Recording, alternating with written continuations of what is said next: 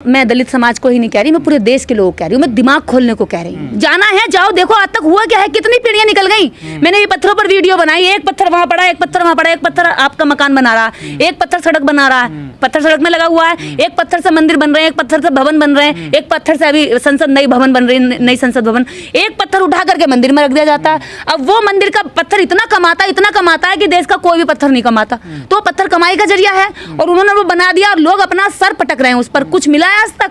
अरे किसी ने आज तक उसके अंदर से निकल के दर्शन नहीं दिए, किसी ने आज तक नहीं कहा कि कष्ट तेरे मैं खत्म कर दूंगा। निर्देश जी, आप पे आरोप लगता है कि आप धर्म को लेकर बड़ी आलोचना करती हैं। मैं धर्म की आलोचना नहीं करती, मैं अंधविश्वास की आलोचना करती हूँ। अब जो अंधविश्वासी होगा वो मुझसे नाराज हो जाएगा।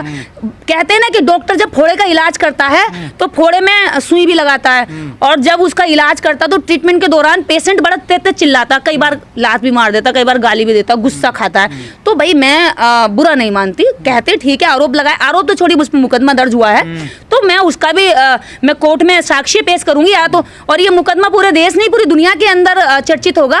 कटघरे में एक तरफ इनका भगवान खड़ा होगा और एक तरफ निर्देश खड़ी होगी। तो सवाल है, आपके खिलाफ लोग होने लगे हैं जो दूसरे लोग हैं जिनकी आस्था, जो अपनी आस्था मानते हैं, तो आपको डर नहीं लगता इन चीजों? मेरे खिलाफ कोई नहीं हुआ है, मेरे खिलाफ वो लोग हुए जिसका धंधा मेरे शब्दों से बंद हो रहा है। मेरे खिलाफ ठाकुर नहीं हुए, मेरे खिलाफ शूद्र नहीं हुए, मेरे खिलाफ ओबीसी नहीं हुए, मेरे खिलाफ महिलाएं नहीं हुए, मेरे खिलाफ अहीर नहीं हुए, यादव नहीं हुए, कुर्मी नहीं हुए, लोधे नहीं हुए, चमार नहीं हुए, जाटव नहीं हुए, वाल्मीकि नहीं हुए। कौन हुआ मेरे खिलाफ? सिख नहीं हुए, जैनी नहीं हुए। मेरे साथ जैनी फोन करते हैं मुझे, बहन जी आप बहुत अच्छा काम कर रही हैं। मेरे पास बौद्धिस्ट फोन करते हैं, बहन जी आप बहुत अच्छा काम कर रही हैं। मेरे पास ठाकुर फोन करते हैं, कितनी बार फोन आते हैं हम लोगों के पास, घंटों घंटों बात करके कहते हैं बहन जी आप बहुत अच्छा काम कर रही हैं। और कुछ लोगों के निशाने पर रहती हैं। सिख धर्म मुझे फोन करते हैं, मेरे पक्ष में वीडियो जारी करते हैं, बहन जी बहुत अच्छा।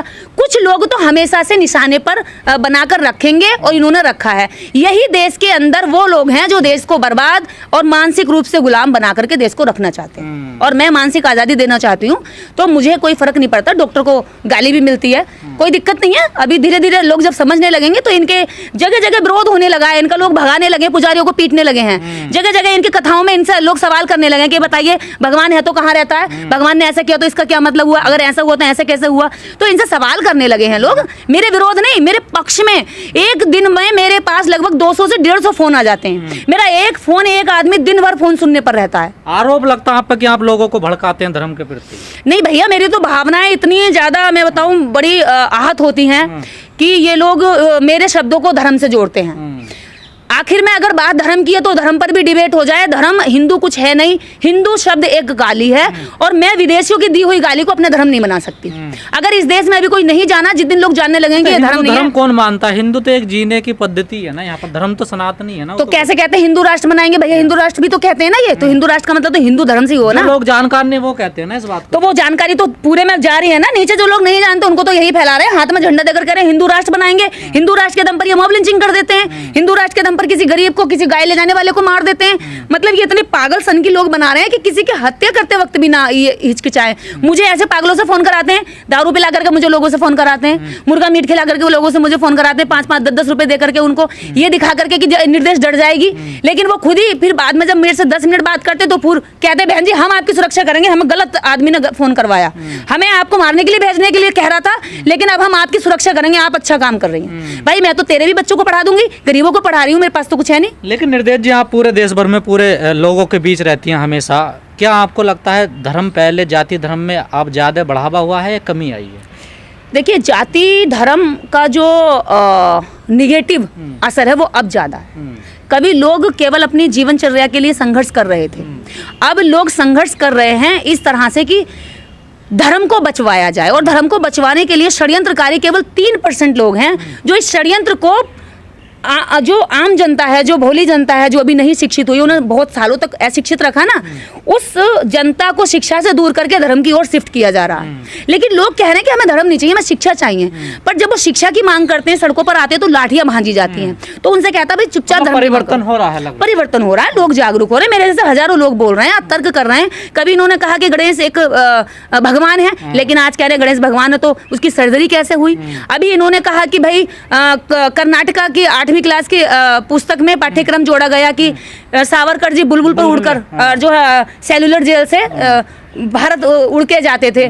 तो लोगों ने इतना विरोध किया, मुझे लगता है कि उस पाठ्यक्रम से वो जोड़ने की बजाय रोहित सिन्हा कोई थे जिनकी अध्यक्षता में वो सारी बॉडी बनी थी और उस पाठ्यक्रम को जोड़ा कि बुलबुल में घूमते थे देश भर में, ब्राह्मण करते बिल्कुल घूम कर जाते थे वो।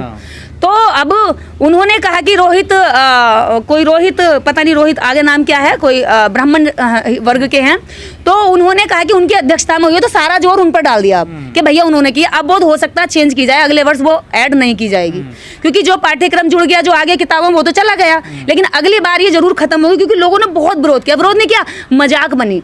छोटे छोटे बच्चों से भी पूछा कि बेटा चिड़िया पे बैठ के उड़ सकते हैं? बोले मजाक कर रही हो दीदी, कैसे उड़ जाएंगे? चिड़िया मुझे कैसे ले जाएगी उड़ा करके, तो इतनी छोटी सी है, ये तो कहीं अगर मेरे को बैठ गया तो यहीं गिर जाएगी, ये बेचारी और मर जाएगी। पर सावरकर जाते थे, नहीं भैया, ये सावरकर जाते नहीं थे। इसी तरह से ये अवतारों का वो करते हैं। अगर अभी ये देश के अंदर लोग पढ़े लिखे नहीं होते, जागरूक नहीं होते, तो यही देवता बन जाते। तो कुछ लोग कह रहे हैं मोदी जी भी तो अवतार हैं। हाँ तो भैया देखिए, मोदी जी को जैसे ये अवतार बता रहे हैं ना, इन्होंने जैसे जैसे अवतार बनाए हैं, एक अच्छे प्रधानमंत्री का ये सत्यानाश करने जा रहा है, क्योंकि अभी तक 33 करोड़ का सत्यानाश केवल एक संविधान ने कर दिया, डॉक्टर अम्बेडकर की कलम ने कर दिया। तो अब एक अकेले मोदी जी का तो पता नहीं क्या नाश करेंगे। ये जितने देवता बने सबका सर्वनाश हुआ है इस देश के अंदर। सर्वनाश कैसे? उनकी आइडियोलॉजी कुछ नहीं है। मोदी जी को अच्छा प्रधानमंत्री मानते? हाँ, मैं तो अच्छा मानती हूँ, मेरे प्रधानमंत्री भाई साहब, मैं तो अच्छा मानती हूँ कि वह जितने भी काम कर रहे हैं इस देश के लोगों को जगाने का काम कर रहे हैं। उन्होंने जितने भी काम किए लोग उससे जागे हैं।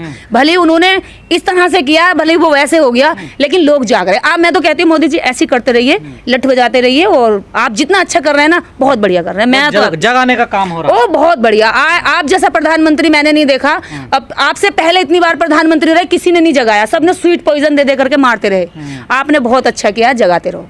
किस प्रकार की जागरूकता ला रहे हैं मोदी जी? मानसिक जागरूकता ला रहे हैं, दिमाग में लोगों के सवाल पैदा हो रहे हैं, दिमाग में लोग, अब देखिए जैसे अब इन्होंने ये कर्नाटक सरकार ने किया बुलबुल पे बैठकर, अभी और करिए ऐसे अवतार। इन्हीं अवतारों का जितना भी पोस्टमार्टम है, अभी की जनता हाथों हाथ कर देगी। पोस्टमार्टम तो करेगी, इनकी मजाक भी बनेगी। ये इतने मतलब क्या बताऊं कि गपोड़ गाल बजाते हैं कि कुछ भी कह देते, और ये भी नहीं सोचते कि जब लोग तर्क करेंगे तो यार हम कहाँ फंस जाएंगे। ऐसे ही अपने धर्मशास्त्रों में फंसते हैं, ऐसे ही अवतारों में फंसते हैं। अगर मंदिरों से काम पूरे होते भैया, तो पुजारी अपने बच्चों को विदेश क्यों भेजता पढ़ने के लिए? मंदिरों से अगर काम पूरे होते, मंदिरों से अगर बीमारियां ठीक होती, तो पुजारी एम्स में इलाज क्यों कराते? पुजारियों के बच्चे शुरू से लेके ऊपर तक की डाइट अच्छी क्यों रखते? वो हाइजेनिक से क्यों बचते? वो वायरस बैक्टीरिया से क्यों बच के रहते? इस देश के अंदर एक प्रयोग चल रहा है मूर्ख बनाने का। ये मूर्खों की एक बड़ी जमात खड़ी कर रहे हैं, और उन मूर्खों को बनाने के लिए उनके मुखिया बना दिए इन्होंने प्रवचन करने वाले। वो कथावाचक जा करके मूर्ख बनाते हैं। दूसरी चीज, इसी समाज की बहन बेटियों को वो झांकते हैं, उनके अंगों को झांकते हैं, उनके चेहरे को ताकते हैं। वो दिन भर ये प्रैक्टिस करवाते हैं कि कैसे हिस्सा हिला करके देवी आती है, कैसे भूत आता है, ओम फट भूत भाग गया, ओम फट। अरे भाई दुश्मन भगा देना, चाइना तुम्हारे देश के ऊपर घुसा चला जा रहा, ओम फट वहां करो ना। दुश्मन जब तुम पर अटैक करता है तब ओम फट वहां करो ना। तुम्हारा ओम फट कहाँ मर जाता है? तब तुम्हारे ओम फट की सारी शक्ति खत्म हो जाती है। इन मानसिक रोगियों पर, इन मानसिक गुलामों पर, इन मानसिक कमजोरों पर तुम्हारे सारे मंत्र काम करते हैं।